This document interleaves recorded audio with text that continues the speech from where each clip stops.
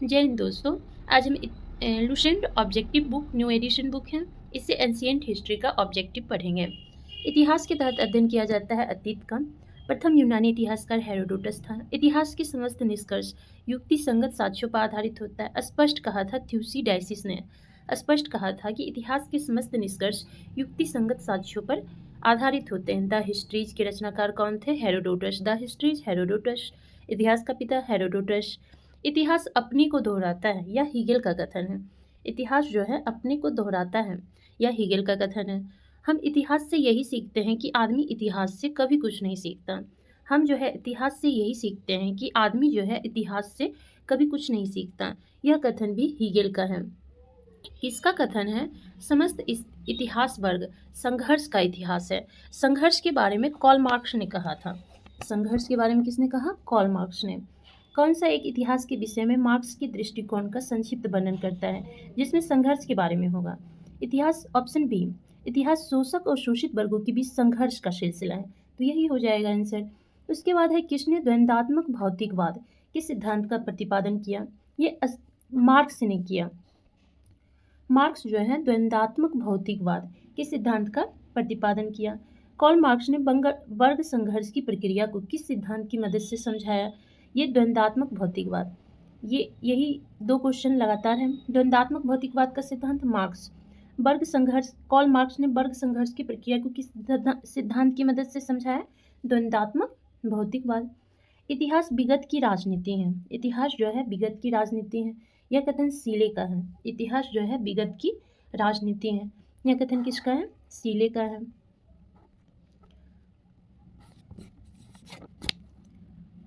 ऑक्साट का कथन था, सच यह है कि इतिहास में अतीत और वर्तमान के साथ बदलता है। ऑक्साट का कथन है। ए का 3 हो जाएगा, ए का 3 हो जाएगा। ऑक्साट का कथन है, सच यह है कि इतिहास में अतीत वर्तमान के साथ बदलता है। ट्रेवलियन ने कहा था इतिहास का महत्व वैज्ञानिक नहीं है। ट्रेवलियन क्या कहा था? इतिहास का महत्व जो है वैज्ञानिक नहीं है। कॉलिंगवुड कहा था संपूर्ण इतिहास विचारों का इतिहास है। संपूर्ण इतिहास विचारों का इतिहास है। ब्यूरी ने कहा था इतिहास स्वतः मात्र एक विज्ञान है, इससे कम नहीं और इससे अधिक नहीं। ऑक्साट कहा था सच यह है इतिहास जो है अतीत वर्तमान के साथ बदलता है। ट्रेवलियन कहा था इतिहास का महत्व वैज्ञानिक नहीं है। कॉलिंगवुड कहा था संपूर्ण इतिहास विचारों का इतिहास है। ब्यूरो कहा था इतिहास स्वतः मात्र एक विज्ञान है। ब्यूरो कहा क्या है? स्वतः मात्र एक विज्ञान है। किस इतिहास दर्शन शास्त्री ने कहा था समस्त इतिहास समकालीन इतिहास है? समस्त इतिहास समकालीन है, ये बेनेडिक्टो क्रोचे ने कहा था। बेनेडिक्टो क्रोचे ने कहा था कि समस्त इतिहास जो है बेनेडिक्टो क्रोचे ने कहा था समस्त इतिहास समकालीन इतिहास है, ये बेनेडिक्टो क्रोचे ने कहा था। इतिहास वर्तमान एवं अतीत के बीच अंतहीन वार्ता है। वर्तमान और अतीत के बीच अंतहीन वार्ता किसने कहा? एच कार ने कहा। इतिहास जो है वर्तमान और अतीत के बीच अंतहीन वार्ता है, एच कार ने कहा था। तिथियों के साथ प्रयुक्त होने वाले बीसी किसका संक्षिप्ताक्षर है? बीसी, बिफोर क्राइस्ट मतलब बीसी, बिफोर क्राइस्ट बीसी। तिथियों के साथ प्रयुक्त होने वाले एडी होता है एनो डोमिनी, एडी होता है एनो डोमिनी। वर्ष 50 ईस्वी पूर्व का अर्थ है वर्ष 150 ईस्वी पूर्व के बाद आता है। ईस्वी पूर्व, तो जिस वर्ष में वर्ष 150 ईस्वी पूर्व के बाद आता है। वर्ष 1015 ईस्वी किस शताब्दी में आता है? 1015 आता है 11वीं शताब्दी में। विक्रम संवत आ जाएगा आपको, विक्रम संवत 58 ईस्वी पूर्व हो जाएगा। विक्रम संवत 58 ईस्वी पूर्व, 58 ईस्वी पूर्व हो गया विक्रम संवत। शक संवत हो गया आपको 78 ईस्वी। गुप्त संवत हो जाएगा 300।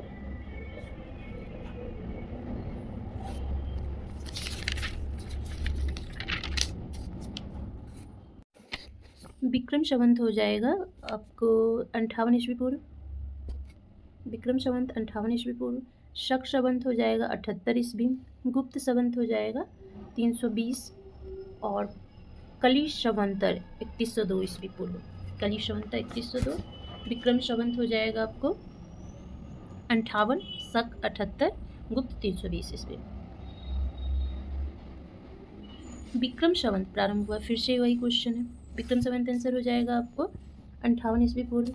शक संवत का प्रारंभ किस सम्राट के शासनकाल में 78 ईस्वी में हुआ था? ये कनिष्क के समय हुआ था। शक संवत जो है कनिष्क के समय हुआ था। भारत का राष्ट्रीय पंचांग किस संवत पर आधारित है? शक संवत पर आधारित है। गुप्त संवत 319 से 320 को प्रारंभ करने का श्रेय किसे दिया जाता है? गुप्त संवत जो प्रारंभ किया था चंद्रगुप्त प्रथम प्रारंभ किया था। चंद्रगुप्त फर्स्ट ने गुप्त संवत का प्रारंभ किस उपलक्ष्य में किया था? चंद्रगुप्त फर्स्ट जो है अपने राज्यारोहण स्मारक के रूप में किया था। अपने राज्यारोहण के उपलक्ष्य में गुप्त संवत का प्रारंभ किया। निम्न कथनों पर विचार कीजिए और नीचे दिए गए कूट से सही उत्तर चुनिए। 26 विक्रम संवत 58 ईस्वी पूर्व से प्रारंभ हुआ, सही है। शक संवत 78 से प्रारंभ हुआ, 78 ईस्वी से प्रारंभ हुआ। गुप्त संवत 319 ईस्वी से प्रारंभ हुआ। भारत में मुसलमान शासन का युग सन 1192 ईस्वी से शुरू हुआ। ये गलत है, आपको 1, 2, 3 सही है, सी हो जाएगा। हर्षवर्धन ने 606 ईस्वी में हर्ष संवत की स्थापना किस उपलक्ष्य में किया था?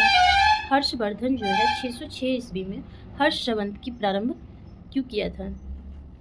यह हो जाएगा आपको अपने राज्यारोहण के उपलक्ष्य में, ये भी हर्ष संवत की स्थापना किया। गुप्त संवत भी जो है अपने राज्यारोहण के उपलक्ष्य में गुप्त संवत की शुरुआत हुआ था। निम्नलिखित में वह कौन सा संवत है जो कलचुरियों द्वारा प्रयुक्त किए जाने के कारण कलचुरी संवत भी कहलाता है? कलचुरों के द्वारा प्रारंभ करने के कारण कलचुरी संवत। त्रिकूटक संवत, त्रिकूटक संवत जो है कलचुरियों द्वारा प्रयुक्त किए जाने के कारण कलचुरी संवत कहलाता है। चालुक्य विक्रम संवत का प्रचलन किसने किया था? चालुक्य विक्रम संवत का प्रारंभ विक्रमादित्य 6 ने किया था। चालुक्य विक्रम संवत का प्रचलन विक्रमादित्य 6। किससे नए संवत चलाने का यश प्राप्त है? लक्ष्मण सेन को। लक्ष्मण सेन को जो है नए संवत चलाने का यश प्राप्त है लक्ष्मण सेन को। कौन सा वर्ष दिसंबर 2019 में शक संवत का वर्ष होगा? 1931। 1931 जो है दिसंबर 2009 में शक संवत कितना होता है? 78 ईस्वी। 78 ईस्वी के बाद 1931 हुआ होगा। 78 ईस्वी पीछे चल जाना है, 2009 से 78।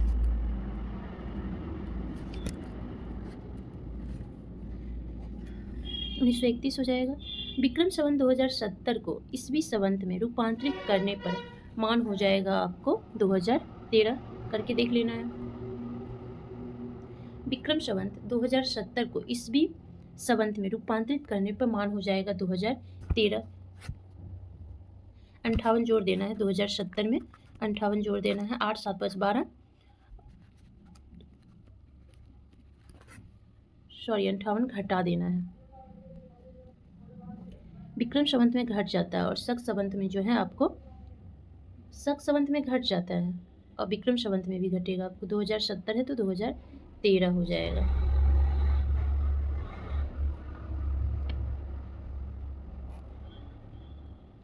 विक्रम एवं शक संवत के आरंभ के बीच कितने वर्षों का अंतर होता है?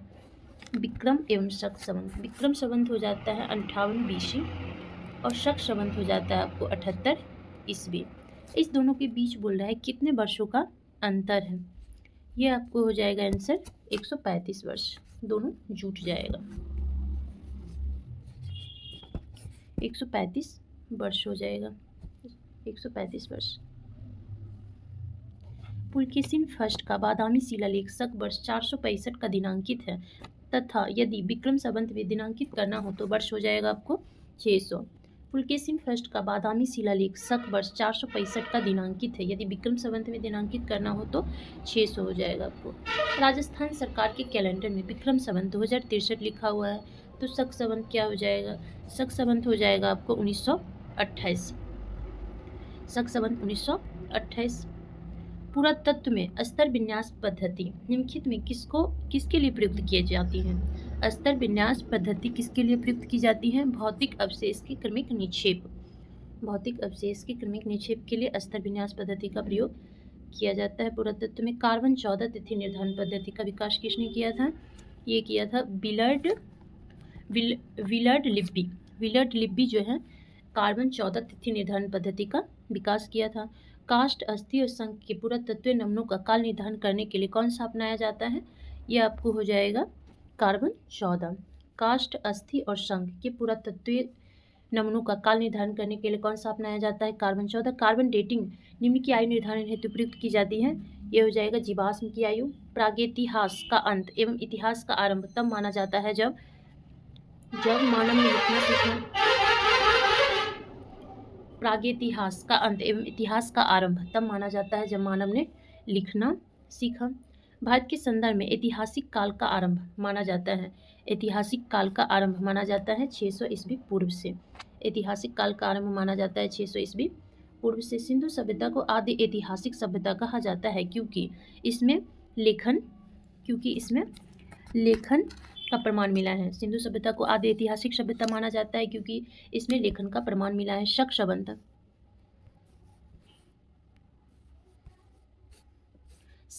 पर आधारित राष्ट्रीय पंचांग का एक चैत्र ग्रेगोरियन कैलेंडर की निम्नलिखित तिथियों में से किस एक के तदनुरूप है? ये आपको हो जाएगा 22 मार्च अथवा 21 मार्च। शक संबंध पर आधारित राष्ट्रीय पंचांग एक चैत्र जो है ग्रेगोरियन कैलेंडर में 22 मार्च या 21 मार्च को आता है। किसने इतिहास को प्राचीन, मध्यकालीन और आधुनिक 3 भागों में बांटकर देखने का रिवाज चलाया है? ये सेलेरियस ने इतिहास को 3 भागों में देखने का रिवाज चलाया है, सेलेरियस ने। निम्नलिखित में किसने गुप्त संबंध के प्रारंभ के निर्धारण के संबंध में महत्वपूर्ण सूचना दी है? ये आपको सूचना दिया है अलबर्नी ने। गुप्त संबंध के प्रारंभ के निर्धारण के संबंध में महत्वपूर्ण सूचना दिया है अलबर्नी ने। अब नेक्स्ट एक्सरसाइज। Thank you.